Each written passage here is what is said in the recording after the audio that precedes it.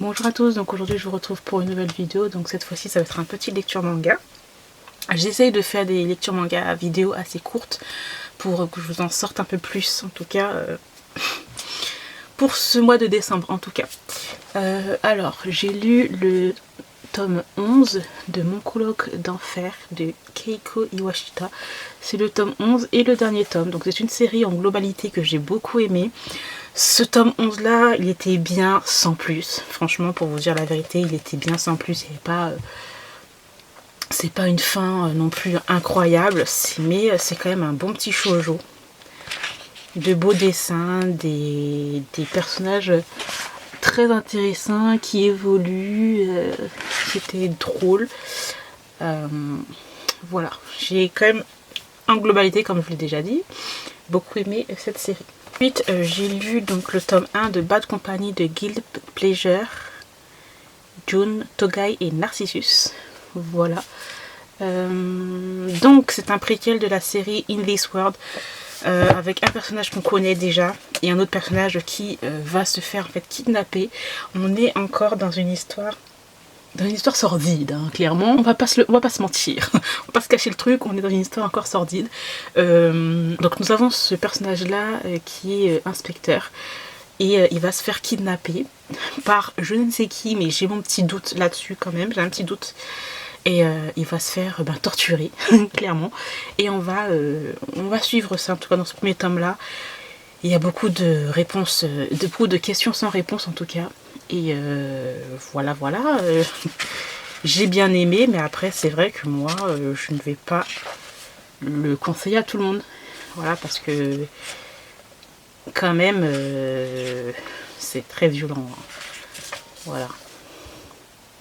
J'ai lu Wolfpack de Billy Bali chez Anda Collection. Alors celui-là, je pensais aimer plus que ça, parce que j'adore Billy Bali.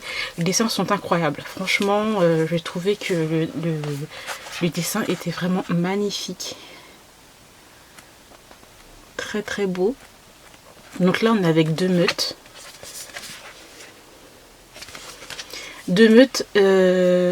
Et leur leader, entre guillemets, vont devoir se marier. Lui, en fait, va prendre la place de sa sœur qui est décédée et va se marier avec eux deux.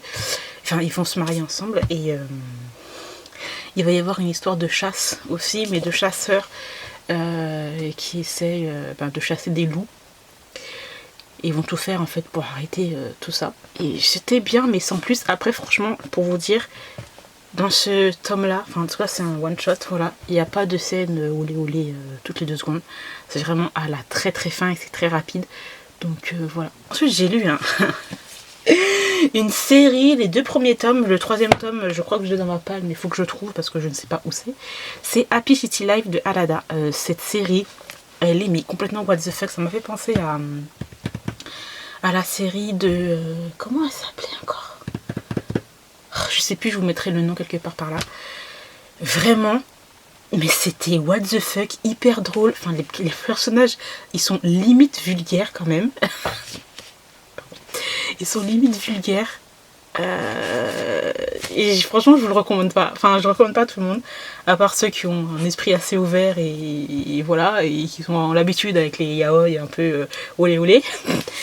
Mais j'ai jamais lu une histoire comme ça. Enfin, les personnages sont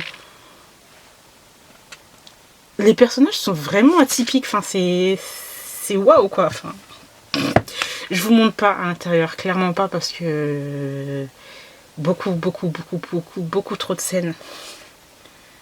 Voilà. C'est comme ça. Il y a un petit côté en plus fantastique qui est assez drôle que l'auteur a voulu mettre. Mais pour moi, c'est une série fun. Voilà, c'est une série fun, pas prise de tête. J'ai lu donc le tome 10 de Innocent Rouge de Shinichi Sakamoto, l'une de mes séries favorites de tous les temps. Et le tome 11, regardez-moi ces magnifiques couvertures. C'est d'une beauté exceptionnelle. Et les dessins sont tout aussi exceptionnels. Vraiment. Bon là dans ce tome 10 là,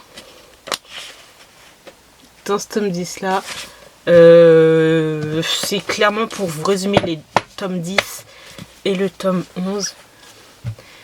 Nous sommes au moment de la Révolution française. Et le moment là, tant attendu, où on coupe la tête, je vous spoil, c'est pas grave, où on coupe la tête de Louis. Voilà, et Marie-Antoinette et toute sa famille qui ont été éjectés, genre. voilà, donc la royauté commence à disparaître, entre guillemets. C'est ouf, et ce que j'ai beaucoup aimé dans ce tome 11 là, c'est qu'à la fin, l'auteur mélange en fait histoire moderne, histoire du passé, mélangée, et j'ai trouvé la façon dont il faisait ça, c'est trop intéressant, surtout à la fin où Marie-Antoinette, genre, elle était entourée de tous ses vassaux, de toute la société, etc. Et à partir du moment où on a su que voilà, on allait la dégager du royaume de France, etc. Tout le monde a laissé tomber en fait. Et l'auteur compare ça par rapport aux réseaux sociaux. Genre, je vais vous trouver une image où en fait c'est comme si Marie-Antoinette, elle avait tellement d'amis, plein d'abonnés sur Instagram. Et à cause de ce qui s'est passé, elle a plus d'abonnés, genre. Et tout le monde se débat, tout le monde se désabonne.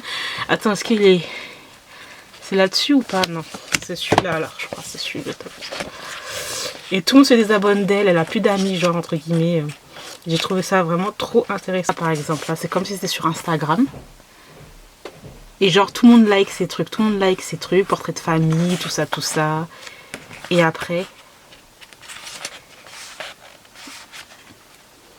Voilà, là, par exemple... Elle va avoir un truc genre tout le monde s'est désabonné, Victoire de France s'est désabonné, Comte Courtois s'est désabonné. Et ça, moi je trouvais ça assez intéressant et assez drôle en fait. Mais c'est trop ça. Et voilà, donc voilà, il me manque plus qu'un tome à lire pour terminer cette série, mais c'était trop bien. Et ensuite, j'ai lu donc Le chat qui rendait l'homme heureux de Umi Sakurai, le tome 1.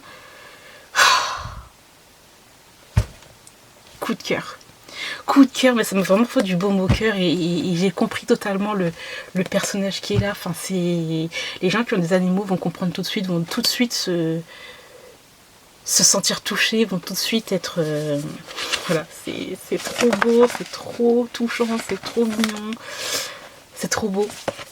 C'est l'histoire de ce chat là en fait qui est à l'animalerie depuis un bon petit moment. Personne vient l'acheter parce que il a 1 an, et 1 an c'est trop vieux comme pour un chat. Et les gens veulent acheter que des chatons. Voilà, parce que lui il a 1 an, il est déjà adulte genre. Et un jour il y a ce personnage là qui va tout de suite l'adopter, qui va avoir un coup de cœur et qui dit il est trop mignon, je le veux. Et on va voir que les deux vont essayer de s'adapter l'un à l'autre. Et c'est trop chou. Parce que ce personnage là en fait il a perdu sa femme. Et sa femme disait qu'un jour elle aimerait bien voir un animal, un chat, quand leurs enfants seront assez adultes et tout. Et il a décidé en fait d'adopter ce chat là, et c'est beaucoup trop mignon, beaucoup trop chou. Et c'est, des fois j'avais un petit peu les larmes aux yeux parce que c'est vraiment beaucoup trop touchant. Tu vois qu'il essaye de comprendre le chat, de voir pourquoi il est comme ça. Puis le chat aussi en fait, parce qu'on a la narration du chat aussi qui parle, ses pensées, on a ses pensées. Et on a le chat aussi qui est là en mode oui, il va pas m'aimer, il va m'abandonner, etc. Et puis tu vois qu'en fait compte pas du tout. Et c'est trop chou. Enfin, j'aime beaucoup, donc je vais me lire la suite absolument. Et bien voilà, j'ai terminé pour ce lecture manga. J'espère que cette vidéo vous aura plu. Je vous remercie de l'avoir regardé. Moi je vous retrouve très bientôt. Bye.